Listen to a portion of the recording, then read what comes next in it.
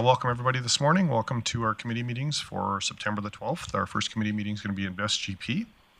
So we'll call the meeting to order and we'll start off with our land acknowledgement. So the city respectfully acknowledges the Beaver, Cree, Dene, and Métis people as the original caretakers of these lands and surrounding areas. We are grateful to live, learn, work, and play on Treaty 8 territory within Turtle Island, and acknowledge these lands have been home to diverse and sovereign First Nations and Inuit nations since time immemorial.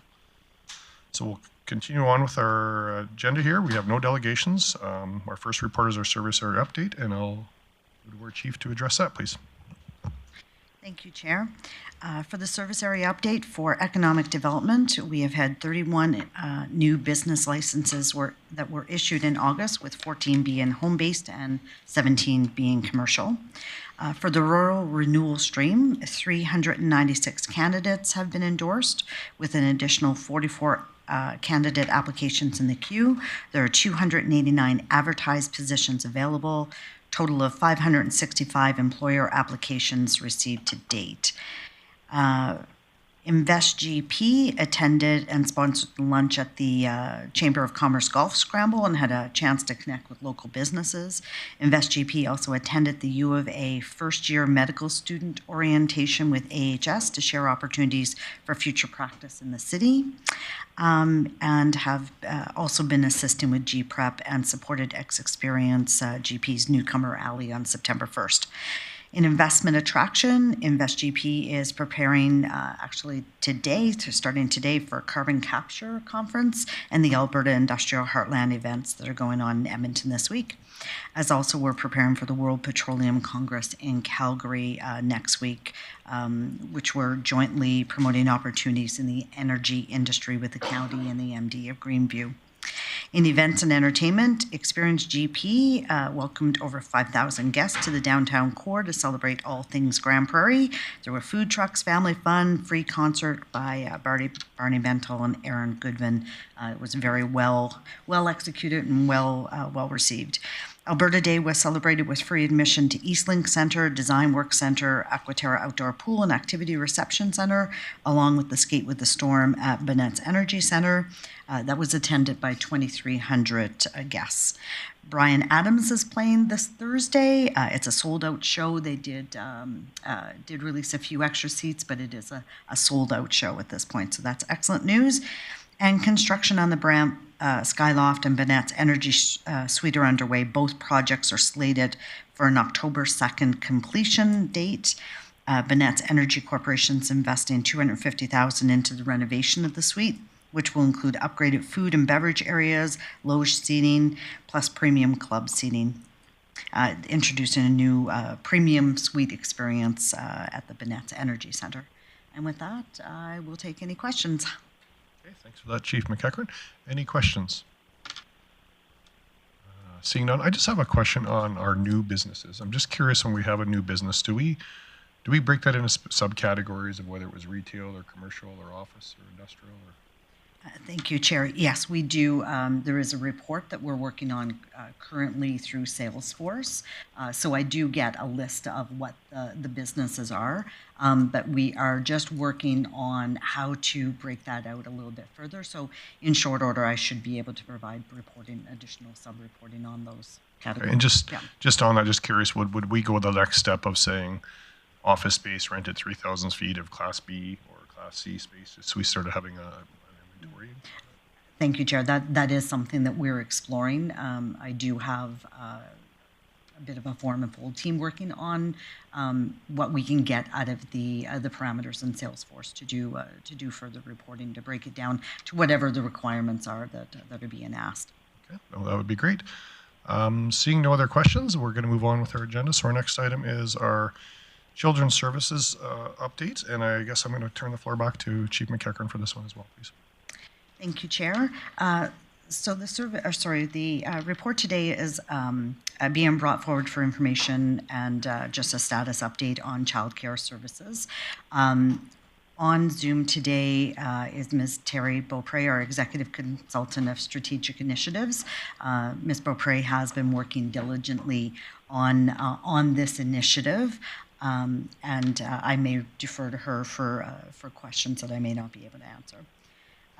So on March 14th, at the Public and Protective Services Committee, committee had directed the mayor to work with administration to build an advocacy plan for supporting childcare needs in our community. Further steps were done to identify what that advocacy would look like, and Ms. Beaupre has been working with the mayor and with administration on engagement of stakeholders, and we've also been engaging with the Ministry of Children's Services. A number of items were identified through that, looking at how to expand childcare spaces within the city, attract new providers to Grande Prairie, supporting the staff recruitment, and also the advocacy and collaboration, as I mentioned, with the provincial government and the Minister of Children and Family Services. There is a new Minister of Children and Family Services who has been on a tour of Grande Prairie, and we did have an opportunity to meet with him, as well as Ms. Beaupre. The mayor and myself have met on a couple of occasions with department staff from Children's Services. So this is an ongoing initiative where Ms. Beaupre and, as I mentioned, the mayor and administration have been meeting with a number of daycare providers, hearing what their concerns are, what their challenges are, and identifying opportunities for us to support and to advocate on their behalf. With that, I think I will take any questions from the report. Appreciate that, Ms. McEachern. Questions? We'll start with Councillor O'Connor, please. Hey, thank you, Chair Plot. One of the questions I don't see in here, is there a mean line of cost?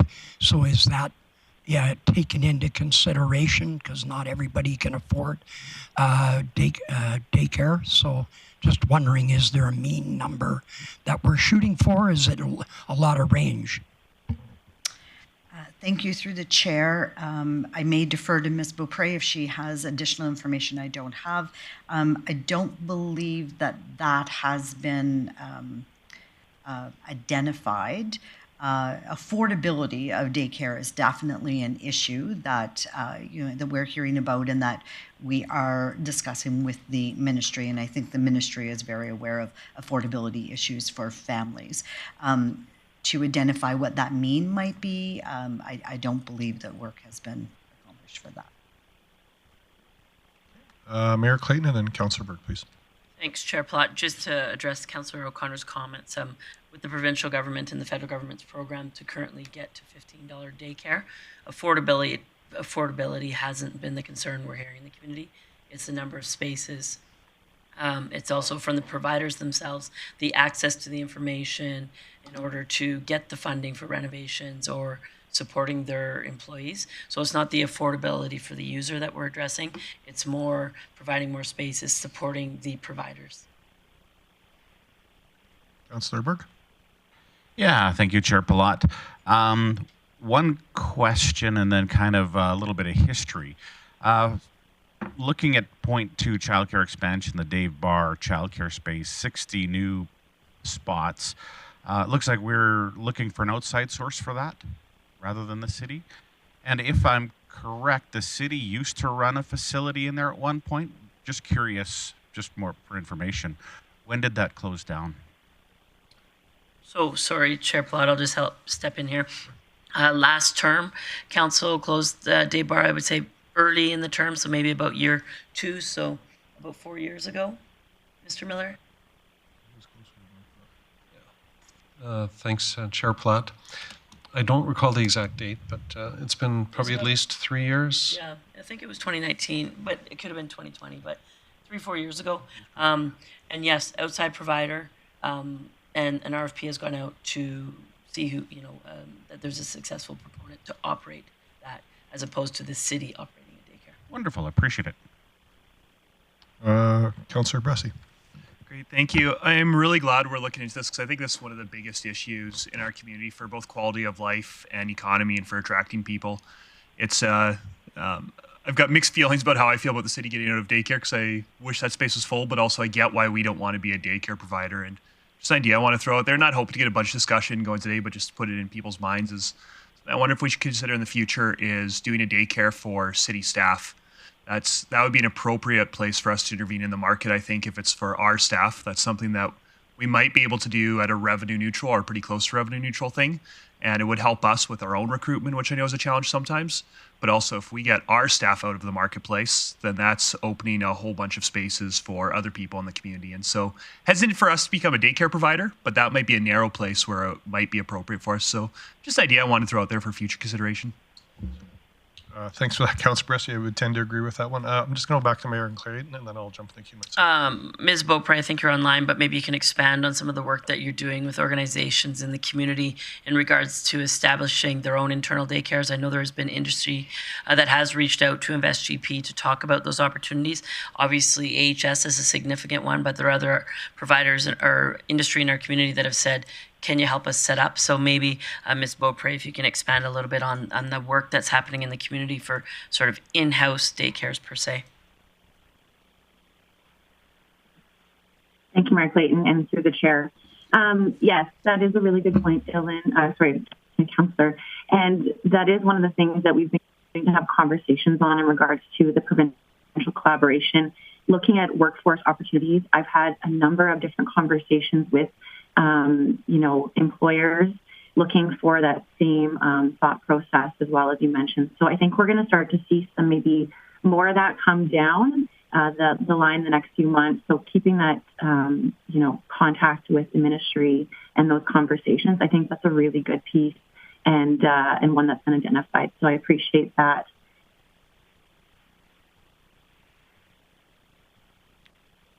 Okay. Question I had, I don't know if it's for Ms. McEachern or for Ms. Beaupre, but I see the reports for information today, and I appreciate that we're doing an RFP potential for the day bar. But is there going to be any asks coming for budget, or is there going to be any thoughts about potentially reallocating some of the InvestGP funding or council strategic priorities? I know we don't want to always give away our money, but I'm just wondering if there's going to be more teeth come to this as far as funding sources and potential options at a later date. Thank you, Chair. At this point, we have not had discussions about any budget or funding asks. It is more about the exploration of the current status within the city of Grande Prairie, what our challenges are, and what we can do to assist with that advocacy and help fill the gap. But yes, at this point, we're not looking at any budget asks. Okay, well, I can't speak for my other council colleagues, but I mean, I'd love to see us have an ask at this at some point and actually try to put action something rather than just RFPing something. I think, incentivizing groups on leases around the community or whatever that could look like. We tried lots of areas in the community to interject and try to help out through infill strategies, patio improvements, all kinds of stuff. This just feels like another one where actually could be helping industry leasing space to turn space back into daycares or into daycares. And so it's just something I would have an appetite for. Councillor O'Toole, please. Yeah, when we were talking about childcare services, I know a couple of years ago, there was a company that was going to come in and run 24-hour. And I don't know if that's come through fruition or is there anybody in Grande Prairie doing 24-hour daycare? Ms. McEachern, I'm not sure if that's for you or Ms. Beaupre, but I believe I'm happy to answer that if you'd like to. Oh, go ahead. Thank you, Chief.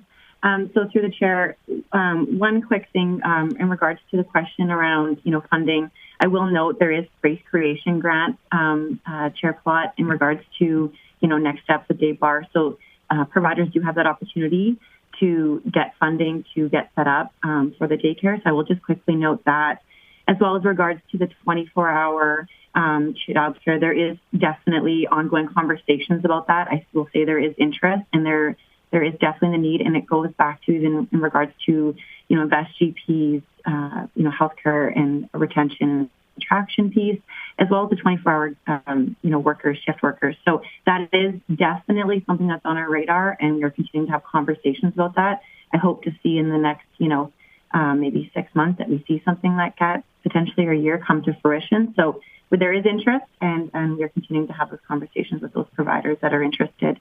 And we'll go forward from there. Thanks, Ms. Beaupre. Thanks for that. Mayor Clayton. I just wanted to address a couple things in regards to the specific individual from Fort McMurray that we met a couple of years ago, they actually just got open a couple months ago in Fort McMurray. So they're still looking to expand. I've had multiple conversations with them since our original contact, and they are still very interested in this market, as well as there are other 24-hour daycare providers across the province. Another piece, though, as mentioned, there's space allocation grant. The providers, when I met with them, they're really the only issue that I saw that isn't being addressed through the provincial or federal government that was funding issue was the potential to support them in the first level 1 childcare providers. So the level 1s, they basically can do a weekend course, and level 2, you may go to Northwest Polytech. But what happens is those level 1s and 2s at an entry-level position are barely paid what we would consider living wage. And so there is opportunity for federal and provincial funding to support that. However, that may not be enough to keep those level 1s and 2s in the facilities that are hiring them, because when their colleagues are working in the service industry and making significantly more, they find they keep people for about 18 months, and then they're like, I love my job. It's harder than I thought, but I'm not making any money that I can afford to have a life on. So some of the advocacy we're working on through the provincial government is, where's the trigger for the province to support those wage top-ups? And if through advocacy we discover there's room for municipal conversation, I think that's where we should bring back the potential funding. I think that through space allocation grants, through work that InvestGP is doing with local commercial realtors and being the conduit between a provider and a realtor to get the right spaces, with our RFP for Dave Barr, I think we've covered pretty much everything other than potentially true wage top-ups. So the advocacy work we'll do, the ministry will be ongoing, but I think it would be ideal, and it's not clicking in my calendar, but we will see Minister Turcotte soon, and he was just getting his feet wet when we first met with him. So that's a conversation I think we should have in regards to the province and where they're going to support the daycare workers so they're at a minimum making living wage in each community. Thanks. Those are great points, Mayor Clayton. Thanks. Councillor Bosch, you got your hand up? Can you hear me? You betcha. Perfect. I guess my question is there any work being done with the Polytechnic in order to advance these employees past level 1 and 2? Is there any kind of grants or assistance so that we can get our workers in a higher level for higher pay? Ms. McEachern? I will defer that one to Ms. Beaupre. Okay, Ms. Beaupre again. Thank you. So through the chair, great question, Councillor Bosch. Yes, there is funding for individuals trying to take their next steps in regards to level 2 and level 3. And again, as Mayor Clayton mentioned with the top-up, there is that incentive for them to want to do that. We've had many conversations with different providers just trying to understand the landscape of who is taking the next level and maybe not, and the reasons why. And also, many of the providers do work with, NWP, with the Polytech in regards to getting, workers to move along through the process into their spaces if they're not already working. So that has been one thing that we have continued to advocate for and continue conversations on that. So. Okay. Seeing no other hands up, I'm just looking for somebody to make do the business arising, please. Councillor O'Connor. I'd like to move that we accept this report for information. Thanks for that, Councillor O'Connor. Seeing no hands up for discussion or debate, we'll please vote.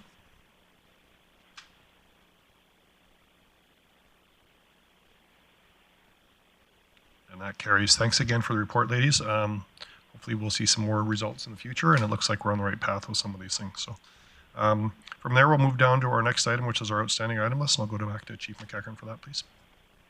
Thank you, Chair. At this time, there are no changes to the outstanding items list.